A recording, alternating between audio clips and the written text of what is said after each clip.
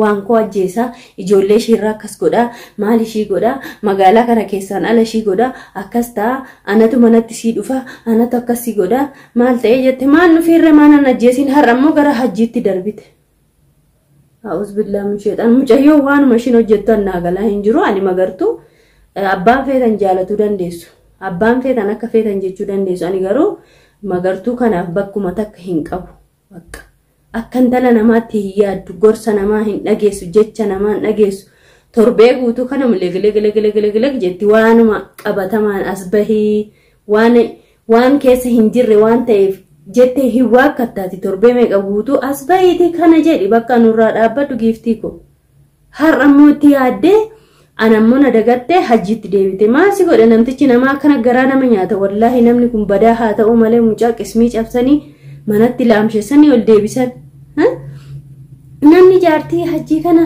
yoo arge ija keessa laaluu hin danda'u anallee na baqatti fi aadiyoon irraa waraabdi jetteetu maal taate jetteetu silaa namni akkamitti kana qaama guutuu miila haga mataatti siirii godhattee fuula ishii dhofkattee akkam namni ishii cinaa dhaabbata akkam namni ija ishii kana keessa ija ishii afoo dhaabbatee akkanan laalaree siiriidhaan of baxabbaxxanii akkamitti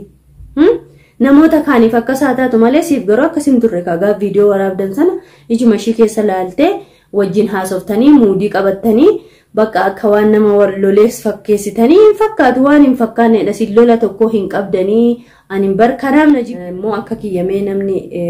magartuun isinitti hin fufurdanne hambeeni shakkaanii sodaadhallee magartuu kana borummoo yookiin ol baatee waa jetti laata jedhanii hangaraa garaa kana keessallee xiqqoonatti fufurdatte ta'ee ijuma kiyya ta'ee mee isinis as jalatti waa babarreessaa isiniin jedha haati siirii kun nu gamtee nu gafte. Assalaamu alaykum ashamaa harka fuunee kabajamtoota furdiftoota waan kushoo jirra jirtu bakka jirtanitti nageenyi kiyya sinaa qaqqabu jecha egaa har'ammoo waan addaatiin isinii dhufnee jirra baay'ee gammadee jechuudha viidiyoo magartuun gadhiifte takka argee ture. Dhugaa dubbatuuf namni haga kiyya hajjii jibbu namni haga kiyya hajjii qeequllee namni haga kiyya hajjiitti lolullee jira jedhee hin yaadu. Garummoo har'a baay'ee na gammachiisee jechuudha akka kiyya baay'een keessanis gammaddanii jirtu jechuudha. Akkan komentii dubbisetti jechuudha. Inna hundi keessan immoo ni gammaddu jechuudha. Amma ila dhugaa nama akkana nama mul'ata irra yoo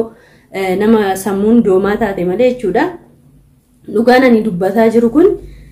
mul'ataa jirti jechuudha viidiyoo kana keessatti. Duraan dursee baatii meeqa guutuu achi taa'aa turteetti yaani kaachi taa'aa turte magartuun jechuudha. Guyyaa tokko hajjiidhaan nyaadhu dhugi jettee hin beektu. Har'a nyaachiftee obaaftee waan gochuuf deemtu rabbuma kana beeka jechuudha macheessitee yookiin namticha kana waa gochuuf deemti ta'ee akkuma abdii goote sana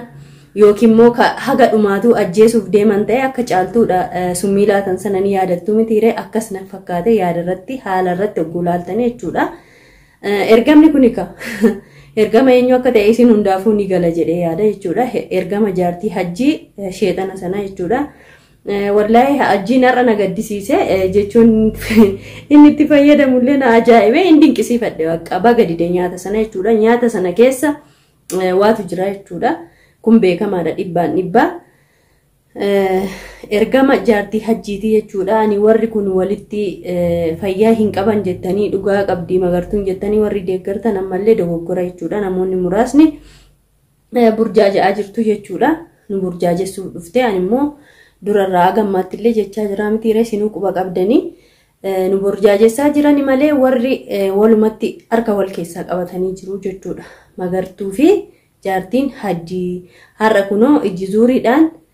hajjii galaafatuuf deemaa turanii alhamdulillah rabbil alamin inni immoo hin nyaanne jechuudha. Maaliifuu namni rabbika akka cubbuu keenyaaf akka tonkolii keenyaaf akka badii keenyaaf akka nuti shiraa fi jinni jala deemaa oollutti inni immoo harka nurra qabata nuturraa baratu didee malee waa heddurra nu deebisa jechuudha. Hajjii kanallee akka hojii isaatiif akka inni daa'ima isaallee haadha manaa isaallee mana isaa guutuu dararee ofillee dhamaasaa jiru kanaaf sila isaaf du'atu mala ture rabbi immoo akka namaa kanaa miti. Yaa obboleessa kiyya qaalii baga rabbi si baasee jechuun ni barbaadan asirratti jechuudha. Maaliifuu nama kana hagam feetan jibbitanu xalaata keessan yaanii guddaa kana yoo ta'e du'aan nama hin jaalatanii jechuudhaan karaa kiyya nama du'aan hin jaaladhu haaloluu itti haa ka'u haa qeequ malee jechuudha. Hajjii kana hundaafiyyuu gabaabumatti baga rabbi baasee jechuu barbaada. Magartuu kana ati jalaa hafii maqaa ishii hin dhahini naan jettaniittu ani bar maqaa ishii dhahaan jiru ishiitu maqaa kiyya dhahe bar viidiyoo dheengadda gadhiifte sana dhaggeeffadhee dhiisee ture. Ka'ee dagadhiifte sana irrattiin deebiseef namni yoo na tuqe immoo ofirraa deebisuu qaba maalani waa horiidha moo waa hoolaadha moo mar'ataa deemaa karaarra intala namaati sammuu qabaa hiyyaada afaan qabaa harka qabaa waa hunda guutuu qabaa alhamdulillah ofirraa deebisa maa waa sodaadha moo maa inni ishiin nadhu akka kiyyaati maa nama sodaachisu jechuudha dubartii akka ofii wanti nama sodaachisu hin jiru maaliif ilma dhiiraa yoo ta'e yimkeen hin danda'u jedheellee xiqqoo ni sodaadha jechuudha malee ani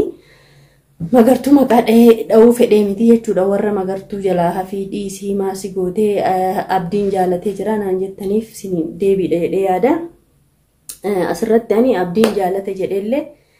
hin fudhadhu maaliif yoo jettanii suutaan abdii ofitti madaqsaa jirti jechuudha amma maaliini siirii ishiitiini. Akkuma beekamu gaa ishiin illee akka jettutti huccuu abdiif bichaa oomishame huccuu nan uffadheeru shurraabii nan uffadhee jiru jette garuu huccuu abdiiti isiniin kun nu beektanii nullee ni beekna dhibbaan jedheeraan immoo gaafa duraatu shurraabii isaa mitiiti paantii keessa isaatii uffadhu jenneeni ishiin illee immoo nuu deebiftee jetteetti kofoo isaatiin ganaa as baa maal fidduu of ajjeesaa jette nu maaliif of ajjeefnaan talakoo atu of hin ajjeefne atu kan nama maraachitu of hin ajjeefne kunoo ofuma ishiitii ragaa ofitti ba'aa jirti jechuudha bar Magartuun. Warri waa'ee Magartuun haasa'inaa jettan akkami bira darbinaree kunoo ofii ishiitii ragaa ofitti ba'aa jirti maaliif iyyuu birriidhaan siiriitti birruma isaatiin siirii dalagaa turre irraa nyaataa turre jette kunoo kanani jedhe ooleera hin oolle kanaaf iyyuu waa tokko viidiyoo irraa hubatuu qabdanii jechuudha asirratti hajjiin har'a baay'ee na gammachiise jechuudha ani maaliif iyyuu deebii sirrii deebisee fi asirratti immoo ammallee waan hin xiinxalee waan hin madaalee maalidha seetanii dubbii jaartii hajjii fi abdii jidduu jiru ittiin tuqxee biraa deebiti yoo himuu barbaadde waa hunda zirzir godhiiti as baasiiti hajjiitti himika maaltu kana fideree maaliifuu yoo dubbiin kun hunda ol ba'e ishiillee ni tuqa waan takka jechi waan ishiin fayyadamtu guutuun harkaa badee jira mucatti jechuudha harkaa wal dhadhahaa jira beektanii kanaaf iyyuu Magartuun yoo dhugaan kee akka ba'u barbaadde yoo namni akkasii amanu barbaadde yeroo hunda siin jedhanii viidiyoon illee siin jedha viidiyoon alallee siin jedhee jira dhugaa kee yoo namni siif akka baru barbaadde namticha namaatiif qulfii isaa itti kenni bahi bira maal teessee yeroo hunda oduu kana siif achi oofaa oolta. Halas dhugaa qabanii ishiidha jette jaartii hajjiiti jette iddoo qofforame ani beeku jette ofuma ammoo asitti awwaalame jette ogguu awwaalame agartee bakka akkamii wallaalta yaani naagalaan jiran jechoonni ishiin fayyadamaa jirtu kun naaliqimsamaan jiru jechuudha maaliifuu akkuma siniin jedhe kun dubbiin kijibadha jechuudha gabaabumatti kijibadha beektanii asirratti malee yoo namni karaa qajeelaa karaa intala namaa deemtee yoo waan ati waan keerii dalagdee waan gaarii dalagdee dhugaa kee as baafatte namni si jibbu jira giifti kiyya namni si arrabsu jira maa kijiba har'a kabiraa fiddi kalee amma waan koo ajjeesaa ijoollee ishiirraa akkas godhaa maal ishii godhaa magaalaa kana keessaan ala ishii godhaa akkas ta'a anatu manatti sii dhufa anatu akkas sii godhaa maal ta'ee jette maal nufiirra maanan ajjeesiin har'a ammoo gara hajjiitti darbite. A'uuz billaa musheexan mucayyoo waan mashiin hojjettu annaagalaa hin jiru ani Magartuu abbaan feetan jaalatuu dandeessu abbaan feetan akka feetan jechuu dandeessu ani garuu Magartuu kanaaf bakkuma takka hin qabu bakka akka intala namaatti hin yaaddu gorsa namaa hin dhageessu jecha namaa hin dhageessu torbee guutuu kana gile jetti waanuma qabatamaan as bahii waan keessa hin jirre waan ta'eef jette hin waakkataati torbee meeqa guutuu as bahiiti kana jedhi bakka nurraa dhaabbadhu giiftii ko har'a immoo itti yaaddee anammoo na dagattee hajjiitti deebite maasi godhe namtichi namaa kana garaa nama nyaata wallaahi namni kun badaa haa ta'u malee mucaa qismii cabsanii manatti laamshessanii ol deebisan namni jaartii hajjii kana yoo arge ija keessa laaluu hin danda'u anallee na baqatti fi aadiyoon irraa waraabdi jetteetu maal taate jetteetu silaa namni akkamitti kana qaama guutuu miila haga mataatti siirii godhattee fuula ishii dhofkattee akkam namni ishii cinaa dhaabbata akkam namni ija ishii kana keessa iji ishee afoo dhaabbatee akkana laalaree siiriidhaan of baxabaxxanii akkamitti namoota kaaniif akka saataatu malee siif garuu akkasin turre kagaa viidiyoo waraabdan sana ijuma ishee keessa laaltee wajjin haasoftanii muudii qabattanii bakka akka waan nama lolees fakkeessitanii fakkaatu waan hin fakkaanneedha sin lola tokko hin qabdanii ani barkanaaf na jibbitu waan ani isin rabbeekuuf waan takka na jibbitu dhugaa rabbi ani immoo waan akkasii ka shakkee maaliif callisa namni illee haadha ga hojii keessan hordoftoonni keenya illee haadha gaan asiniin kun ani durarraa jedhee mitiire borus waan dhufun laaltu hordoftootaaf kabajamtoota kiyya isaan muudiidhaan toftaadhaan Akshinii haaraatiin jedhe Hajiin dhugaa rabbi. Akshinii haaraatiin amma uummanni kun harka keessa Hajiillee Abdiillee qabatanii achitti galanii galchanii amma ijoollee kan jilbibbiin deemsisuu baannaan waan kun maal jette jedha. Ani immoo ijoolleen baay'een naa barreessaa jirtanii achi hin dhaqiinii ganda isaanii naan jechaa jirtan. Ani waa maraadhimoo waa maraatan qullaan akka olfemoo ani waa fayyaa qaba alhamdulillah ni qe'ee isaaniittuu hin kalaa'u. Garuu as taa'ee nama kana sagalee ta'uun dirqama kiyya kanadha. Egaa nu ittimne dadhabne qulfuma namtichaa itti kenni dhugaadhaan nama isaaf yaaddu yoo taate mana isaatti sheeka fidii itti qaraasisi akka intala namaa bahi manuma isaatii jenne ishiin amma itti jabeeffattee kuno shurraabii sanaa kan amma sin huccuu dhabdeetu shurraabii abdii uffataa jirti jettanii yaaddanii miti ishiin amma shurraabichaa kan uffataa jirtuuf shurraabichumatti waa goote yookiin namtichi boru deebisee uffatee ammallee gara ishiitti akka garagaluu fi isiniin jedha. Egaa nuti yaada kennuu malee fagoodha. Anis akkuma keessan fagoo taa'ee yaada kennuu malee waan akkasitti hin kalaa'u. Ani abdiis akka waan sinnaa jajjanii waan godhi jettaniin godhee bira dhaabbadhe inni na didee ishiitti deema lakki ishiinaa wayyaa maqaa kiyya hin dhayinaa yoo jedhe ani maaltu na galche habbaan filate kaa ilmoo keessan kana yoo ta'e warra inni dhorkitu malee humnaan hin jettaniin. Innaa ani wanti abdiillee nagahee jira baay'eellee haasa'uu hin barbaadu har'a garuu xiqqooshii kan inni gammade jechoota Hajiin fayyadame ani xiqqooshii sammuunsa waan akka deebi'uu fi fakkaatti kana ittaansee immoo nyaata inni nyaatuu didee fi osoo nyaata sana nyaatee yookiin namtichi kun achumatti du'a ta'a yookiin immoo mana yaalaatti